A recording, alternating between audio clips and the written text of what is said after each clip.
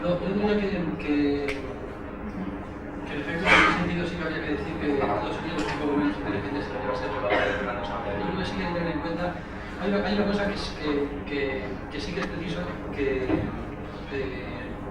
reformulemos adecuadamente, y para eso hace falta en efecto tomarse en serio la necesidad de tener como interlocutor la obra de Fernando Sánchez. O sea, yo creo que sí que es cierto que el derecho de autodeterminación es una cosa, en efecto, muy vaga, si no se pregunta en efecto quién es el sujeto de ese derecho. Yo en efecto soy de los partidarios, de los que consideran que el derecho, el sujeto de ese derecho tiene que ser siempre, tiene que remitir siempre a alguna forma de ciudadanía y no algo así como una entidad más o menos metafísica, lingüística, popular, a la que podamos llamar un pueblo. O sea, el derecho de autodeterminación de los pueblos, pues en efecto me parece una forma políticamente inutilizable.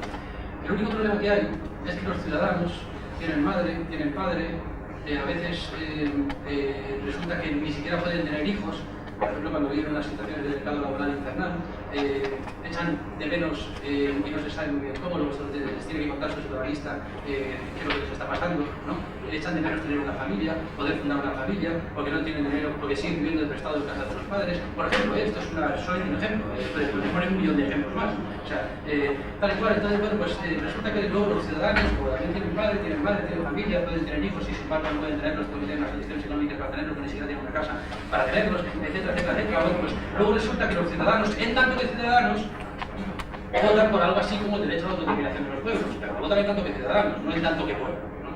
Entonces, cuando eso se confunde mucho y cuando hay una división de fuerzas, ahí surgen problemas políticos. Y sobre esos problemas políticos, pues surgen distintas posibilidades de solución. Y cuando en esas cosas en las que hay primos y hermanos siempre de por medio se mezcla la violencia, pues entonces las discusiones se vuelven muy violentas, tremendamente violentas. También, no solamente hay mucha violencia, porque hay mucha violencia, sino que además incluso las discusiones se vuelven violentas. Entonces, bueno, pues entonces hay que limitar. Entonces, bueno, ¿qué es lo que pasa? Pues que, vamos a ver, no es que todos los que estamos, los que decimos siempre que estamos a favor del derecho de autodeterminación, estamos a favor de los derechos, del derecho étnico de los pueblos a autodeterminarse, o algo así, porque estamos a favor de los derechos étnicos de los pueblos, ¿no? No, no, no. O sea, el asunto es que consideramos que los ciudadanos, la ciudadanía, los ciudadanos, también tienen derecho a recordar que son un grupo étnico, que son, vamos, un grupo étnico, que tienen ligaduras étnicas como cualquier bicho viviente, o sea, que tienen madre, padre, hermanos, primos, una lengua, etcétera, etcétera, etcétera. Si eso se pretende imponer por la vía popular populista, pues mal asunto. O sea, pero creo que no se puede confundir, por ejemplo, la situación del País Vasco con una situación de ese tipo. Ahí lo que hay es que ciudadanos que son ciudadanos están muy en desacuerdo entre sí sobre el asunto de la autodeterminación o no autodeterminación del País Vasco. Y ante un problema hay distintas soluciones. Y los intelectuales discutibles.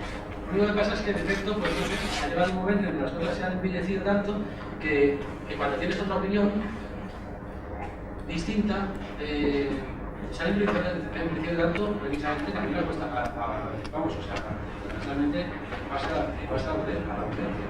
O sea, la violencia que ha habido en ese conflicto.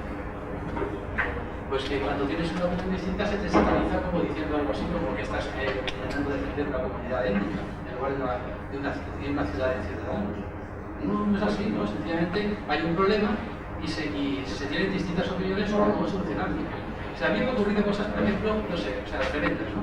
O sea, vamos, se me ha ocurrido repetir el chiste de Máximo en una conversación y se me ha acusado inmediatamente no sé, de complicidad con la extrema izquierda de la izquierda del chat, es decir, con la extrema derecha del nacionalismo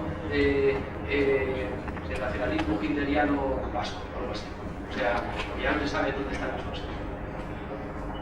El Máximo estaba en el Foro de Madrid. O sea, no sé, o sea, es que resulta que al final los que están a favor de los derechos étnicos de los pueblos, si siempre a favor de los derechos étnicos de los pueblos, al principio era ETA, después empezó a ser también el Batasuna, ahora está empezando a ser también el PNV. Después, por supuesto, en ese saco hay que meter a todos los curas vascos, a todos los obispos. También, por supuesto, a Elkarri, a Gestoras por la Paz. O sea, se va extendiendo hasta tal punto el bando contrario, podríamos decir, que la satirización es demasiado fácil. O sea, no, o sea, digamos, aceptemos el asunto. O sea, lo que está en juego es ciudadanía, ciudadanía y ciudadanía. Hay ciudadanos que votan una cosa, ciudadanos que votan otras, y el resultado de las elecciones pues es catastrófico. Porque luego hay, por ejemplo, una banda terrorista y un gobierno nacionalista que no hace todo lo posible, al parecer, en opinión de algunos y en opinión de otros, es que no puede hacer otra cosa, por combatir esa banda. Etcétera, etcétera, etcétera. Son problemas de discusión en los cuales la discusión no circula entre constitucionalismo y etnicismo, circula entre dos opiniones de resolver, circula en una argumentación y una contraargumentación ciudadana con respecto a la solución de un problema, y nada más, y no hay que pararse nada. En fin. Y se trata de imponer de algún modo un planteamiento en el País Vasco amparado por el terrorismo antes o después. Es decir, hay personas que dicen, mire, malas son las guerras civiles, pero vivir como si uno hubiera perdido una que no ha luchado es todavía peor que la guerra civil. Claro, ese es el problema. Entonces yo creo que como eso hay que evitarlo a toda costa, por eso hay que intentar aplicar la ley, aunque sea a veces retorciendo, yo no lo sé. O sea, a lo mejor, si tú me hablas de un argumento jurídico en contra de eso, y los he oído, o sea, no lo sé porque no tengo autoridad jurídica ni. Yo lo que me gustaría es que con la ley se pudiera hacer algo que evitara tener que llegar a grandes guerras civiles. Y desde luego eso, simplemente diciendo seamos todos hermanos. Bien, las dos cosas que han nombrado, yo no forman parte de la organización de eso que he llamado el GAL. Es un GAL judicial, en lugar de un GAL gubernamental, que creo que es eso.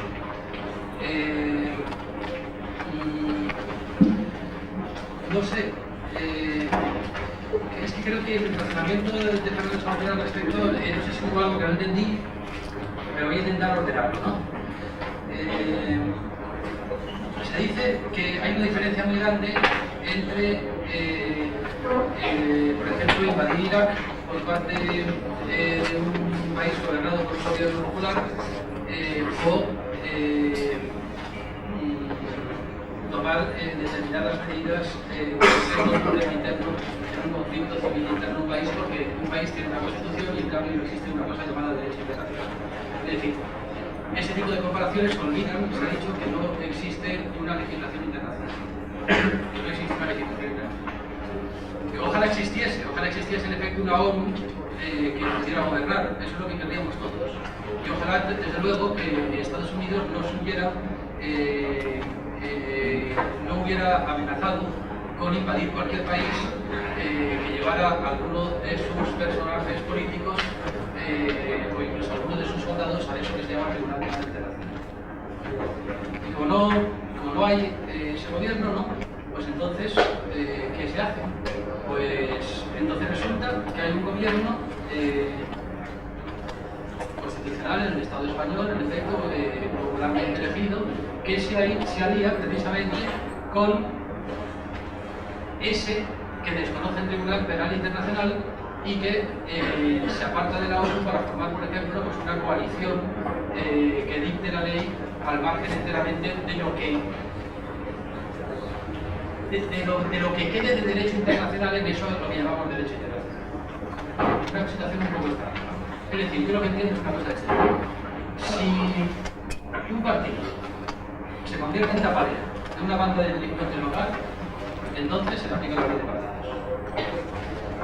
Véase, Batasuna. Si un partido se convierte en tapadera de la banda internacional más poderosa del planeta, con tal de que sea internacional, como no existe derecho internacional, no se puede hacer nada. Ni siquiera declarar nada públicamente contra ella. Parece una cosa muy rara.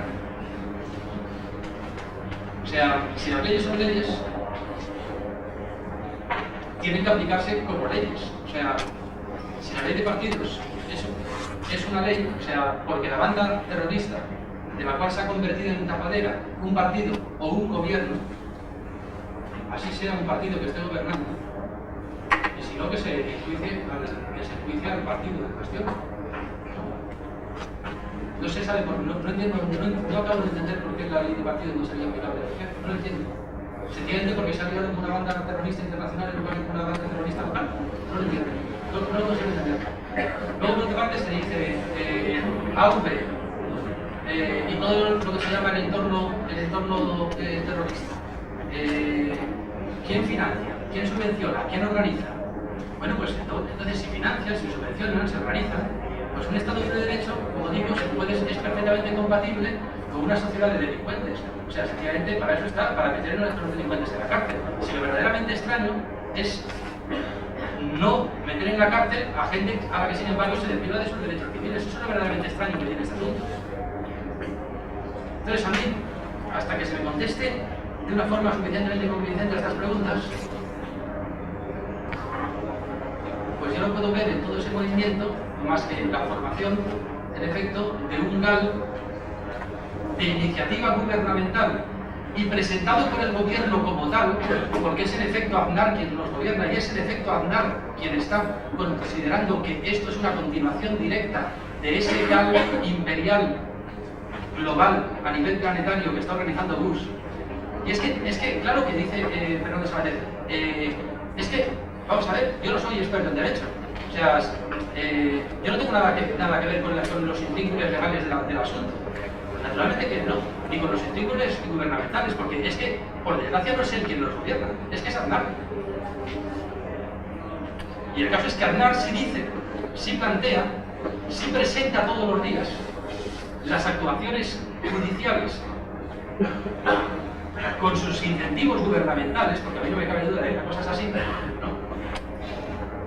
Como una continuación directa del desconocimiento del Tribunal Penal Internacional por parte de Estados Unidos, la formación de una coalición terrorista que invade un país al margen del derecho internacional y saltándose por encima la opinión de la ONU, etcétera, etcétera, etcétera, que practica el señor Bush.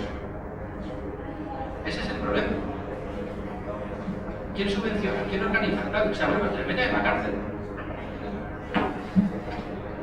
Bien, sí, perdón. Todos hemos estado tan absolutamente sometidos y llenos de miedo de que si saliera otro tipo de cosa, realmente declararían un estado de excepción, lo harían un golpe de Estado, que por tanto, si legalizaran, pues podríamos de alguna manera votar a otro tipo de opciones, que quizá tendría bien. Y el mismo argumento que ya tú has usado para el derecho constitucional y para las subvenciones, dado que el gobierno español, a través de los presupuestos que están basados en los impuestos de la población, que está subvencionando a las empresas militares que están llevando adelante todos los actos terroristas contra Irak que hemos visto, pues que los metan en la cárcel. Porque realmente eso es una subvención a una militarización, a la fabricación de unas armas terroristas. Con lo cual, a mí me parece que estamos viendo cómo una de dos, o planteamos las cosas como seriamente, o de alguna manera los argumentos sirven en función de las tesis que uno quiere defender. Siempre que se tenga la inteligencia y la gracia que tiene durante toda la tecnología. Yo obviamente no lo sé. Entonces simplemente voy a plantear lo que diría como tres cuestiones en torno a su planteamiento. En primer lugar, yo creo que además ha logrado orillar todos los problemas reales, o sea, el problema de la relación del poder con la ley, porque se coloca en el espacio del poder, perdón, no se coloca en el espacio del poder, sino en el espacio de la ley. Si no hay sujeto político, no se puede pensar que ese sujeto político tenga una estrategia política y pueda ser tratado como tal. Pero a su vez, si no hay otra ley que lo garantice que es sujeto político, pues entonces el sujeto político simplemente no existe. Da igual lo que, digamos, ocurra en una determinada sociedad o lo que ocurra en un determinado horizonte, en un determinado ambiente. Y ahí querría recordar que, en mi opinión, como han mostrado en cierta medida las últimas cuestiones en torno a todo el tema de Otalmitsa, lo que se está intentando, tanto por parte del PNV como por parte del socialista empresarial, es constituir algún tipo de pre-sujeto político a través de las representaciones locales en los ayuntamientos, que eso sí me parece que es un poder local de primera instancia. Entonces, ¿qué pasa? Se ilegaliza Otalmitsa y se mete en la cárcel a unos señores porque se dice que eso es también ETA. ¿Por qué? Porque allí hay algunos que son batasunos y como Batasuna es ETA, Otalmitsa es ETA. Pero es que esos señores son concejales y alcaldes de su pueblo, sí, pero están en un colectivo en el cual hay alguien que es de Batasuna. Lo mismo podría cerrar la universidad, diciendo que yo soy del Foro de Madrid, por tanto soy Batasuna y por tanto estoy contaminando el conjunto de la universidad. Es decir, a mí me parece que eso es un alucine total. Segunda cuestión, se elimina la diferencia entre Estado y sociedad. O, como muy bien has planteado al principio, es que la Constitución organiza el Estado y no la sociedad. Y como tú muy bien has mostrado, los derechos fundamentales son derechos que tienen el amparo, el derecho al amparo a nivel político, los derechos sociales son derechos que son sociales y por tanto no tienen amparo a nivel político. Pero qué curioso que el derecho de libertad de expresión, que garantiza que Prisa siga manejándonos todo el día y manipulándonos, tenga el derecho a la existencia, y sin embargo el derecho al trabajo, o el derecho a la sanidad, o el derecho a la vivienda, esos son derechos sociales que no tienen amparo político. Y eso me parece un dato curioso. Y tendríamos que plantearnos también ese problema. ¿Por qué ocurre eso? ¿Cómo ocurre eso? ¿Por qué la Constitución garantiza esos derechos y no los otros? Sin embargo, al olvidar ese problema, pues parece que es que, pues qué desgracia, es que es así, con lo cual convénzanse y bueno, pues hagan lo que puedan. Y el tercer problema, que me parece que también orillas, es el tema del conflicto. Es decir, te has dicho, gracias a las luchas sociales se han introducido mejoras. Pero lo que no has dicho es que estas luchas sociales han costado, cosa que se ha dicho Carlos, cientos y cientos y cientos de muertos. Es decir, que es muy fácil decir ahora que el movimiento obrero del siglo XIX consiguió el derecho al despido. Sí, sí. ¿Y cuántos estados de excepción? ¿Y cuántas sublevaciones? ¿Y cuántos muertos? ¿Y cuántos heridos? ¿Y cuántos represaliados? ¿Y cuántas mujeres yendo día a día llevándoles la comida a los presos que tenían en la cárcel? Todo eso te lo callas. Parece que la sociedad, una especie de evolución armónica, tranquila, no sé de manera, logra imponer una serie de derechos. Gracias, no gracias a eso, pese a eso. ¿Por qué? Porque en el momento que esos derechos se han plasmado en la Constitución, no se han plasmado como exigencias que las luchas populares han logrado arrancar, sino que se han plasmado como concesiones que el poder ha hecho. Y la misma frase, gracias a las luchas sociales, en mi opinión lo indica. Gracias a que todos esos señores han dejado la vida y todo eso, esa Constitución es la Constitución más liberal, más democrática, más abierta.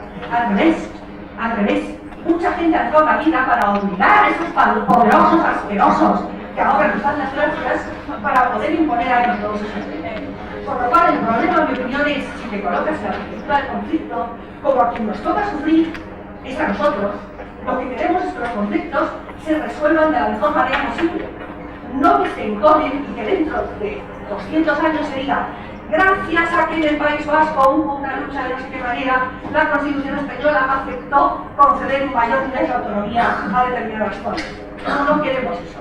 Lo que queremos es que justamente el conflicto se solucione ya y se solucione de modo pacífico, dialogado, negociado con todos los poderes. No que en este momento socapa de que no hay un sujeto político, socapa de que son terroristas, que lo son, socapa de que hay asesinatos, que los hay, socapa de que una serie de gente está amenazada, que lo está, socapa de que algunos con esas amenazas están haciendo sus carreras políticas y académicas, que los hay, socapa de todo eso, se niegue cualquier espacio en el mundo. Bueno, pues siento que quizás... Derecho nacional es lo mismo, es sencillamente algo que va en contra de la realidad. Es decir, no tenemos la culpa quizá ninguno de nosotros, salvo que no hemos hecho lo suficiente porque haya un orden internacional realmente efectivo. Yo creo, por ejemplo, que Europa podría haber hecho mucho más si hubiese logrado desarrollar una defensa verdaderamente que merezca ese nombre y no simplemente que siga dependiendo de llamar a Estados Unidos para resolver sus problemas internos o externos constantemente. Yo creo que debería tener un orden militar suficiente para no contar con Estados Unidos, para incluso poder de alguna manera hacer contrapeso de la. En cualquier caso, el orden nacional y el orden internacional no es lo mismo. Y llamar terrorista lo mismo al señor que mata gente dentro de una nación o al ejército que invade otra, por escasa simpatía que nos despierta, y olvida que los países hacen cosas que los ciudadanos no podemos hacer y que los países actúan